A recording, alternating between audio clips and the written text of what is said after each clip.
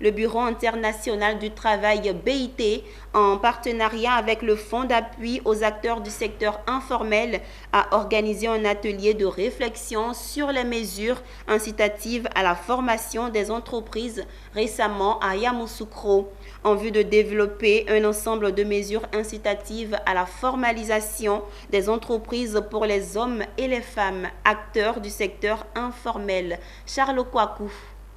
Afin de faciliter le déploiement des mesures incitatives en matière de formation, un atelier de réflexion est conjointement organisé par la FACI et le Bureau pays du BIT. Cet atelier avait pour but de stabiliser les modalités d'intervention des principales parties prenantes, telles que l'Agence Côte d'Ivoire PME, et mettre en place un panier de mesures incitatives pour renforcer l'opérationnalisation du statut de l'entrepreneur au profit des bénéficiaires de la FACI. Il avait aussi pour but d'instruire la Caisse nationale d'assurance maladie afin de faciliter l'accès de la couverture maladie universelle aux bénéficiaires de la FACI. Et enfin, encadrer et renforcer les capacités des membres de la FACI dans leur processus de formalisation de leur entreprise.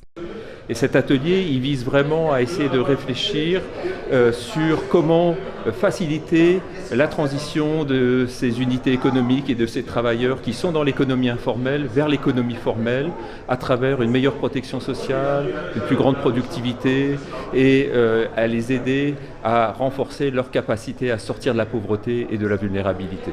Pour nous, le ministère, cet atelier est la bienvenue car la formalisation aussi fait partie de nos missions. C'est déjà à partir de la formalisation, nous avons lancé le statut de l'entrepreneur.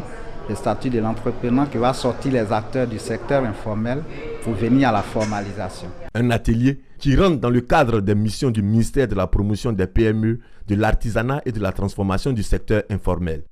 Là, nous avons toutes les compétences qui sont réunies, tous les acteurs qui interviennent sur le sujet, de sorte qu'au sortir de ces 3 jours de réflexion, nous pouvons dégager un plan d'action opérationnel à minima qu'il faudra affiner en y adjoignant un chronogramme, des coûts et un phasage, de sorte à présenter des conclusions au niveau du comité de gestion du fonds d'appui.